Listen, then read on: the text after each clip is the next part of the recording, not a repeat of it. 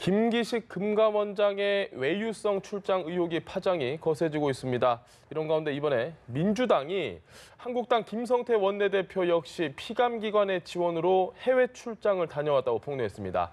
한국당은 공무 출장이었다며 민주당의 반응에 대해서 저열한 물타기라는 입장입니다. 서울시장 선거에서도 이 김기식 공방이 최대 이슈로 떠오르고 있는데요. 관련된 이야기 나눠보겠습니다. 김영주 전 더불어민주당 의원, 정태근 전 한나라당 의원과 함께합니다. 어서 오십시오. 네, 오셨습니까? 김 의원님, 이 피감기관의 돈으로 해외 출장을 갔다로 처음에 시작을 했다가 지금 정치 후원금 문제로까지 옮겨 붙었습니다. 좀 다시 한번 따져볼게.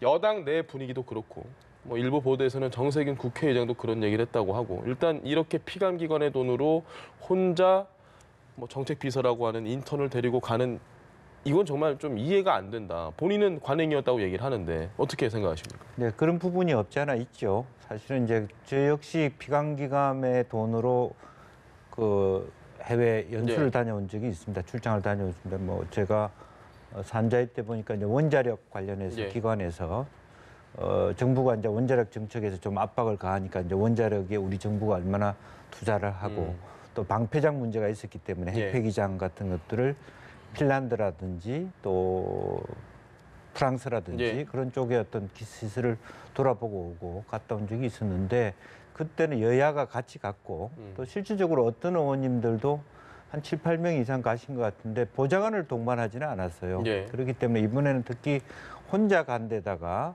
또 보좌관도 아닌 처음에는 또 인턴 신분을 데려갔고 그 뒤에 또 똑같은 그런 말하자면 7급입니까? 그분이 이제 승인했을 때도 데려갔는데 실제적으로 만약 데려갔다고 하면 4급이나 5급 보좌관을 제대로 데려갔어야 된다는 측면에서도 그 문제가 있을 수도 있다라는 생각이 들고 그런 면에서 실제로 특히 이제 그 김영란법 이후에 저는 그 전에 17대 국회의원 했습니다만은 조심스럽게 많은 의원님들이 그런 부분에 대해서 철저하게 그 전에 아무리 그것이 일반적인 어떤 그 관행이었다 하더라도 19대 이상 오면서는 상당히 그것을 두려워하고 스스로 의지적으로 끊어내고 그런 부분이 많았다라고 본다면 특히 이번에 이제 금감원장이라고 하는 분 자체가 직위 자체의 성격이 굉장히 말하자면 은행이라든지 금융권의 어떤 비리를 적발하고 말하자면 적법하게 또 말하자면 금산분리라든지 그런 원칙에 따라서 일을 하고 있는가를 사실은 굉장히 칼같이 지켜야 되는 입장에서 보면 과연 자기 자리에 대한 물론 전문성이 있다고 하지만 도덕적인 측면에서 지켜낼 수 힘이 있을까 하는 이제 그런 이제 두려움이 앞서는 것이죠. 알겠습니다. 지금 이야기를 들어보니까 관행이었다라는 해명이 좀 무색해지는 것 같은데 어떻게 생각하십니까? 18대 때까지는 관행이었던 게 사실입니다. 그러니까 대략 이제 2012년까지죠. 그때까지는 지금 말씀하신 것처럼 이제 피감기관 감사의 명목으로 또는 피감기관이 요청해서 가는 경우가 종종 있었고요. 2013년부터 이제 김영란법이 본격적으로 그 국회에서 논의가 되기 시작하고 더더군다나 지금 김기식 원장 같은 경우는 2014년에 이제 그 김영란법이 통과되고 40일 만에 이걸 갔다 왔다는 거잖아요. 그래서 더욱더 문제고 특히나 이제 보좌진까지 이제 이런 경우였기 때문에 제가 보기에는 이거는 사실은 관행이라고 할 수가 없는 거고. 그래서 그러니까 이제 그 평화당에 있는 조배숙 대표가 관행이라고 그러면 그럼 박근혜 전 대통령이 특활비 받은 것도 관행 아니냐. 이것도 똑같은 관점에서 검찰 수사를 해야 된다. 이런 얘기가 나오는 거죠. 알겠습니다. 후원금 관련해서 좀 이야기를 해봐야 될 것 같습니다. 이게 후원금이 통상 남는 경우가 많지 않다라는 분들도 많이 있었는데 만약에 남으면 이걸 어떻게 사용하는지 사실 우리 국민들은 알 길이 거의 없거든요. 직접 알아보려고 하지 않는 이상 이해가 되는 부분이 좀 사실 이제 그런 면에서는 조금 비례대표 의원님하고 지역구 의원님 좀 다를 수 있고 또 김기식 의원 같은 경우는 그 다음 선거에 출마했으나 사실은 경선에 통과하지 못했다.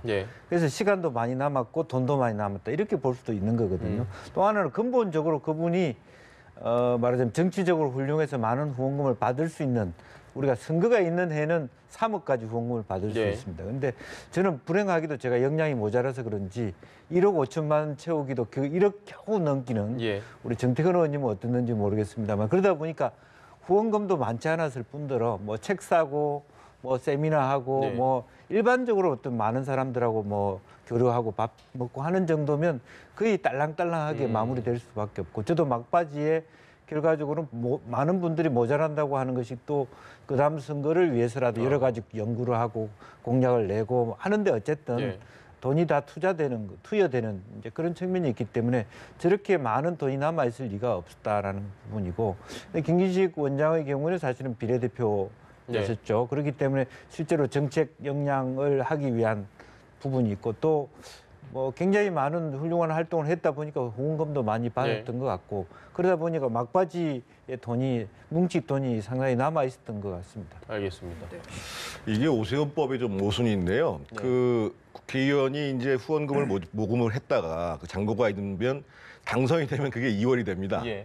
그런데 낙선을 하게 되면 그 사람이 이제 정당의 당원이면 국고에 당에 기속되고 무소속이면 이제 국고에 기속되는 예. 형태로 되어 있거든요. 그래서 남는 경우가 종종 있습니다. 종종 있는데 이렇게 많은 금액이 남아 있는 것도 좀 이해하고 그래서 보통 의원들이 이제 저도 이제 낙선을 했으니까요. 예. 그래서 이제 하는 많은 방법 중에 하나가 그렇게 왕창 쓰지는 못하고요. 예. 그 보통은 이제 그 연구 목록으로 예. 뭐 책을 좀 산다거나 또는 이제 국회의원 후원회 사무실이 둘 수가 있거든요. 예. 후원회를 조금 수리한다거나 이런 경우는 있는데 이런 것처럼 자기가 가야 될 연구소장이 있는 연구소에다가 한 5천만 원씩 기부를 한다든지 자기 친한 의원들한테 막 쪼개서 나눠준다든지 또는 평상시에 예를 들면 보좌진들한테 격려하기 위해서 정치자금을 줄 수가 있습니다. 저 같은 경우가 이제 제가 이제 인턴을 한 사람 쓸 수가 있었는데 그때 이제 100만 원을 주도록 돼 있거든요. 근데 100만 원 줘가지고 제대로 쓸 수가 없잖아요. 네. 그래서 정치자금에서 평상시에 매달 100만 원을 추가해가지고 200만 원으로 고용을 하거든요. 근데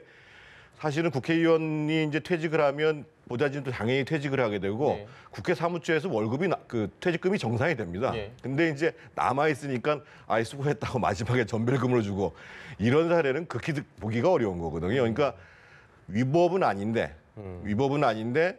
김기식 감사원장이 평소 즐겨 얘기했던 특권과 반칙 없는 사회를 강조했잖아요. 네. 명백한 반칙이죠.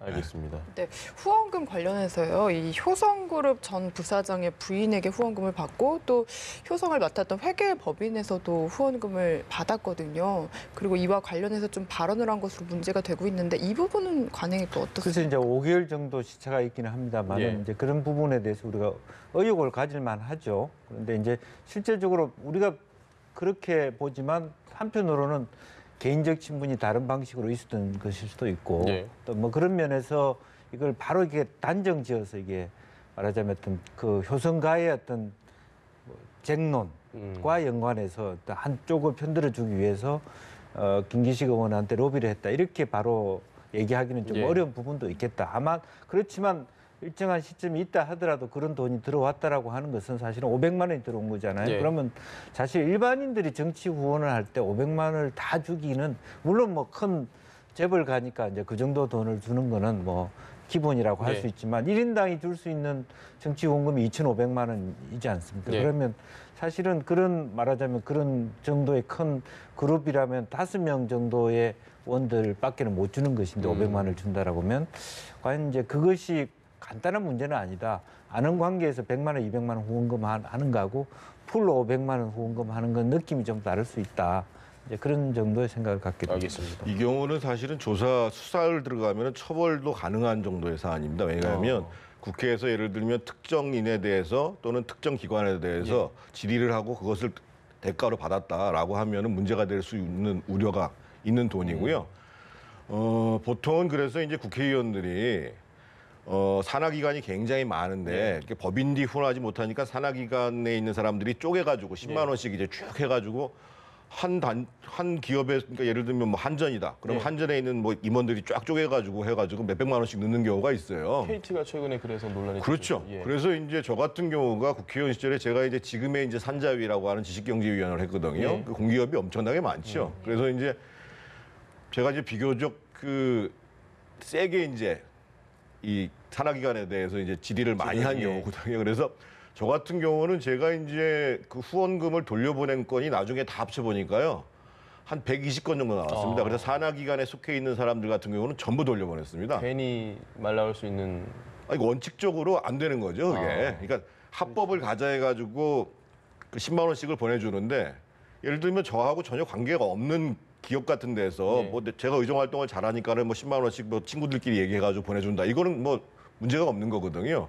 그런데 예를 들면 피감기관인 한전에서 한 뭐 20명이 쫙 해가지고 그것도 거의 보면은 이제 그게 왜 돌려줘야 되냐면 들어오는 시기가 거의 비슷해요. 연말 돼가지고요. 연말에서. 그래서 누구나 봐도 아 이거는 피감기관에서 왔다는 걸 알 수 있도록 보내요. 왜냐하면 그 사람들도 자기가 보냈다는 걸 티를 내야 되니까. 그래서 이제 그걸 다 돌려보낸 거죠. 그래서 이제 김기식 원장 같은 경우는 자기가 진짜 이제 반칙 없는 사회, 특권 없는 사회 이런 걸 얘기했으면 예. 이런 경우는 말이 안 되는 거고 사실은 위법의 소지가 있다는 겁니다. 이건. 과거에 제가 이제 한노위에 있을 때는 예. 우리 때만 하더라도 의원님들의 일부는 한노위를 선호한 부분도 있어요. 예. 많은 노조에서 이제 후원을 하게 되니까 그것은 진짜 피감 기관도 아니고 개별적 회사의 노조원들이 그냥 10만 원씩 내는 예. 그거든. 그건 뭐 굉장히 합법적이고 또 국가에서 말하자면 홍보하기도 했던, 계도하기도 했던 그런 부분인데 그런 부분도 애매한 부분이죠, 사실은. 그래서 그때 아마 어떤 의원님이 뭐 어떤 모 정유회사로부터 그런 식으로 네. 노조로부터 집단적으로 받아서 문제가 됐던 적도 있었습니다. 그래서 그 이후로는 아마 18대 이후로는 그런 식으로 말하자면 피감기관이든 어떤 뭐 노조 어떤 특정 회사의 이익과 관련해서 예. 무슨 노조원들이 쪼개기를 보냈다든 이런 부분들이 극히 없는 형태로 사라졌다고 볼 수 있습니다. 알겠습니다. 저희가 잠시 뒤에 박원순 서울시장이 출마 선언을 하는 걸 좀 연결을 할 예정인데 아마 한 가지만 더 여쭤봐야 될 것 같습니다. 김기식 논란과 관련해서. 뭐 물론 본인은 지금 이게 악의적 프레임이다. 그리고 여당 역시도 이건 좀 너무 흠집내기 이건 너무 심하다라고 얘기를 하는데 청와대 반응이 법적으로 문제가 없는 것으로 우리는 확인을 했고 전혀 임명철회나 뭐 이것과 관련해서 입장에는 변화가 없다. 엿새째 이러고 있습니다. 분명히 비판의 여론이 지금 좀 약간씩 들끓고 있는 분위기가 많은데 어떻게 보십니까? 비판의 여론이 굉장히 올라갔죠. 예. 지금 이제 그 리얼미터 여론조사를 보면 사퇴해야 된다는 여론이 전국적으로 51%고 예. 그리고 특히나 서울 같은 경우가 57%.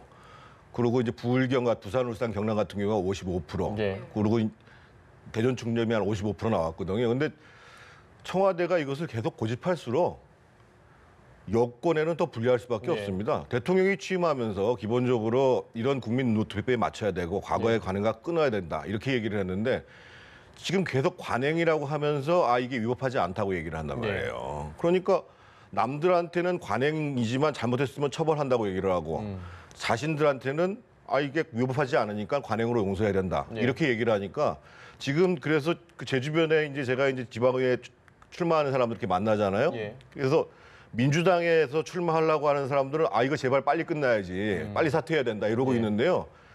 오히려 자유한국당이나 바른미래당 후보자 같은 경우는 아 한 달만 계속 끌라는 거예요 지금요. 그래서 청와대하고 여당이 잘못한 덕을 좀 봐야 되겠다고 지금 이런 상황입니다. 네. 알겠습니다. 민주당 내부 분위기도 일단은 사퇴는 없다 하고 있는데 문자 메시지가 지금 공개가 됐거든요. 아무래도 이제 방금 말씀하셨다시피 지방선거가 코앞에 있고 예. 그래서 현실적으로 이제 그 예비 후보들이 지역을 돌 때 이미 지역민들이 그런 부분에 대한 말씀을 주십니다. 예. 그러면 사실은 선거를 직접 뛰는 현장의 후보들은 위기감을 느끼거든요. 예. 내 표가 자꾸 줄어들고 있다는 느낌을 들기 때문에 그 자체를 계속 이런 식으로 지역 국회의원들이나 이런 쪽으로 회의를 해보면 아마 매일 그런 후보자들로부터 그런 요구를 받게 되면 당의 중앙에다가 어떤 그런 요구를 전달할 수밖에 없는 입장이 될 것이고 예. 다만 현재 당 지도부는 참 굉장히 곤혹스러울 거라고 보여집니다. 청와대 입장은 그대로 버티기로 하겠다는 것이고 예. 또 밑에 당에서 끌어오는 여론은 빨리 좀 정리를 해줬으면 좋겠다라고 하는 건데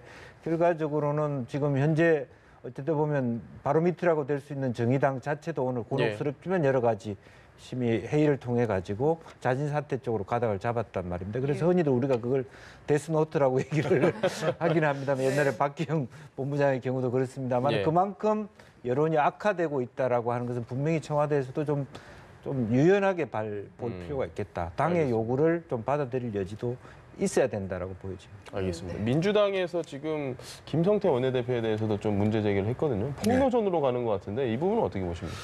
네. 민주당 의원들이 보통 그 상대방의 비리나 이런 거 잘 찾거든요. 근데 김성태 원내대표 같은 경우는 본인 돈은 이제 국제국 예산으로 갔고 네. 보좌진 330만 원을 이제 공공사에서 냈다는 거거든요. 그래서 그걸로 이제 물타기 하는 것은 적절치 않은데 결과적으로 얘기하면 김기식 금감원장 문제가 어떻게 결론이 날지는 모르겠습니다만 이번 계기로 우리 국회는 김기식법을 하나 만들어야 돼요. 무슨 얘기냐면 모든 국회의원이 출장을 갔다 오면 미국 연방의회가 그렇게 합니다. 10일 안에 다 공개하도록 되어 있습니다. 그리고 공개된 영국 의회 같은 경우는 의원 윤리국에서 그러니까 의원들이 하는 우리처럼 그 기능 없는 윤리위원회가 아니라 국회의원 윤리국이 따로 있습니다. 의회. 그래서 윤리국에서 그 여행이 그 출장이 적절했는지에 대해서 감사를 합니다. 그래서 저는 이번 기회에 뭐 민주당 의원들이 전수조사 이런 거 얘기하는데 그것 전수조사도 필요한지 모르겠습니다만 김기식법을 만들어라. 그래서 의원들은 모두 출장 갔다 오면 그것을 모두 대중들 앞에 시민들한테 공개하고 그거 적절한 여부에 대해서 의회에서 감사해라. 이렇게 되는 것이 맞다고 보여집니다. 알겠습니다. 네, 그리고 지방선거 이야기를 들어봐야 할 것 같은데 지금 출마 선언도 들었는데 어떤 메시지를 들고 나올까 좀 주목이 됐었는데 약간 선두의 여유가 느껴진다고 해야 될까요? 아니 아무래도 이제 본인은 이제 3선을 가야 되니까 항상 네. 뭐 재선 3선 이어가시는 분들은 마무리하게 해달라 뭐 그렇게 얘기를 하시니까 10년의 어떤 서울 혁명을 완성할 수 있도록 해달라라고 네. 하는 부분이고 어쨌든 2011년 10월이죠 재보궐선거를 통해서 저도 그때 같이 부시장을 했습니다만 네. 그때 시작했던 여러 가지 어떤 그 박 시장이 갖고 있던 그 시기에 있어서 모멘텀의 역할은 상당히 잘해왔다. 저 본인 스스로 자평하고 더군다나 이제 문 정부가 서울시의 정책이나 또 네. 서울시에 있던 인물들을 상당히 많이 현재 청와대에 배치한 건 사실이거든요. 이제 그런 데 대한 말하자면 현재 어떤 그 정동성이라든지 어떤 자기로서는 뭐 박원순 시장 입장에서는 굉장히 그게 플러스 요인이 될 거라고 보여지는 건데 그런 것을 홍보하고 있는 것이다. 저는 그렇게 보여집니다. 알겠습니다. 어쨌든 여론조사 결과 나온 걸 보면 사실 민주당 후보 뭐 누가 되더라도 박원순, 박영선, 우상호 누가 나오더라도 한국당과 바른미래당을 뭐 2배 격차 이상으로 앞서는 것으로 나왔습니다. 이런 식으로 가면 이렇게 3파전으로 계속 가면 사실 여당의 필승이라고 예측하는 분들이 많거든요. 현재 여론조사만 놓고 보면 어떻게 예상을 하십니까? 이제 선거가 2달 남았는데 네. 뭐 얼마 안 남았다고 생각하지만은 이번에 김기식 원장님처럼 무슨 일이 생길지 모르는 거거든요. 네. 지금 이제 박원순 시장이 열과 있는 건 사실입니다. 기본적으로 일녀 다야의 구도가 형성돼 있고 네. 그리고 비교적 지금 문재인 정부의 지지도가 높은 상황에서 그렇게 벌어지고 있는데 지금 뭐 박원순 시장은 이제 뭐 여러 가지를 하셨다고 그러는데 서울 시민들 입장에서 보면 딱히 뭘 했지 하는 게 예. 떠오르지가 않아요, 기본적으로. 그러니까 지금 이제 우상호나 박영선 그 예비 후보가 세게 이제 문제를 제기를 네. 하는 것이고 또 한 가지는 오늘 저 기자회견 다음에 이제 김기식 원장에 대해서 문제 어떻게 얘기했는지는 제가 모르겠습니다만 예. 김기식 원장 같은 경우가 같이 참여연대에서 일했던 분이잖아요. 예. 그래서 이것도 굉장히 부담이 될 수밖에 없는 거거든요. 그래서 이런 식으로 계속 여권에서 실수를 반복하는 일이 벌어지면 지금처럼 여유 있게 갈 가능성이 없어요. 그러니까 이미 지금 아까도 제가 말씀드렸습니다만 서울에서 지금 김기식 금감원장의 사퇴 여론이 가장 높은 지역이 전국에서 서울입니다. 57%에 이르고 있습니다. 그런 상황에서 제가 한번 말씀을 드렸습니다만 지금 현재 여론조사에 응하고 있지 않은 보수층들이 예. 난 그래도 투표장에 나가겠다라고 해서 그 중에서도 안철수와 김문수 중에 한쪽을 확실히 선택적으로 밀어주겠다. 예. 이런 일이 벌어지면 상당히 박빙의 승부를 본다고 생각을 하고 예. 그래서도 지금 김기식 원장 문제가 여권의 입장에서 보면 굉장히 지금 다급한 문제로 다가오는 거죠. 알겠습니다. 그 보수층과 아니면 중도 보수층이 분명히 나와서 말씀하신 대로 안철수와 김문수 중에 한 명을 찍겠다. 그러면은 좀 어떤 상황이 벌어질지 모른다고 하시긴 했는데 나뉘는 거잖아요. 만약에 그렇게 되면 어떤 식으로든 두 사람이 하나가 돼야 뭔가 이렇게 표가 분산되는 효과를 막을 수 있지 않겠느냐. 근데 그럴 가능성이 현재는 좀 없어 보여요. 당이 다르고 또 조직들이 다 있기 때문에 그게 예. 쉽지 않습니다. 예를 들면 뭐 총선이나 대선 같은 건 단일 후보 속에서 뭐 합의를 하거나 예. 단일화를 할 수 있는데 사실 서울시장 같은 경우는 25개 구청장 후보들 각각 나누고 시의원, 구의원 후보들 각각 예. 나누는데 그분들을 다 정리하지 않는 그분들은 사실은 시장 후보를 통해서 자기 지지가 연동되는 가능성이 굉장히 많거든요. 예. 그래서 실제적으로 생각만큼 후보 단일화에 대한 저항도 클 수 있겠다. 위에 순위에서는 쉽게 후보 단일화를 동의한다 하더라도 예. 당내 분란이 굉장히 많이 커질 수밖에 없다는 거 보고 지금 현재 상황으로서는 이런 상황 자체가 사실은 과거에는 그 말하자면 여당의 서울시장 후보 누구라도 야당 후보로 이길 수 있다라는 차원에서 예. 사실은 그때도 경기도는 좀 달랐습니다. 남경필 지사에 대해서 누구는 이길 수 있지만 누구는 이길 수 없다는 부분이 좀 나눠졌는데 지금 현재 상황은 서울시도 경기도와 같은 비슷한 경우가 생길 수 있기 때문에 예. 어떤 후보냐에 대한 선택지가 갈라져서 사실은 단기적으로는 박원순 시장이 좀 이로움을 받게 되는 형태가 되고 장기적으로 보면 어떤 결과가 나오느냐에 따라서 사실은 굉장히 여유 있는 싸움을 하기는 쉽지 않은 팽팽한 시간이 갈수록 그런 어떤 서울 경기에서의 모습들이 박빙으로 초접전으로 갈 가능성도 많기 때문에 굉장한 어떤 긴장 상태에 들어갈 수 있겠다는 생각이 듭니다. 알겠습니다. 정 의원님은 단일화를 해야 한다고 보시는지 가능성 어느 정도로 보시는지 궁금합니다. 가능성이 없다고 봐야 될 겁니다. 일단 당이 너무 다르고요. 자유한국당하고 바른미래당은 너무 다르고요. 안철수나 김문수 후보가 단일화하고 싶어도 예를 들면 바른미래당에서 호남에 나오는 후보들 입장에서 보면 자유한국당이랑 단일화를 했어? 이런 문제가 발생할 거고요. 네. 또 한 가지는 어차피 다음 총선을 앞두고 정기 개편이 한번 일어납니다. 그래서 만약에 이번에 자유한국당이나 안철수 후보가 서울시장을 당선된다고 하면 그 사람을 중심으로 정계 개편이 일어나고 당선되지 못한다고 하더라도 예. 서울시장 선거에서 누가 2등을 하느냐 그것도 어느 정도의 격차를 가지고 2등하느냐가 향후의 정계 개편의 주도성을 갖는데 굉장히 중요한 문제입니다. 그러니까 이번에 안철수 후보가 당선 가능성이 낮음에도 불구하고 서울시장을 저렇게 과감하게 나온 이유는 예. 내가 확실한 여권을 상대하는 주자라는 것을 보여줘서 다음 총선, 그러니까 이제 앞으로 2년 남았죠. 예. 다음 총선을 앞둔 정계 개편에서 주도권을 잡겠다. 이런 뜻인 거거든요. 그래서 단일화는 쉽지 않은데 지금 현재 이런 상태로 그 여당이나 청와대가 고집을 계속 부리게 되면 유권자들이 선택적 단일화를 한다는 거죠. 유권자 스스로가 한쪽으로 표를 집중하는 이런 효과가 나올 수가 있는데 그럴 경우에는 상당히 박빙의 선거가 가능할 수도 있다는 거죠. 그 한쪽으로 집중되는 표가 어디로 갈 거라고 보십니까?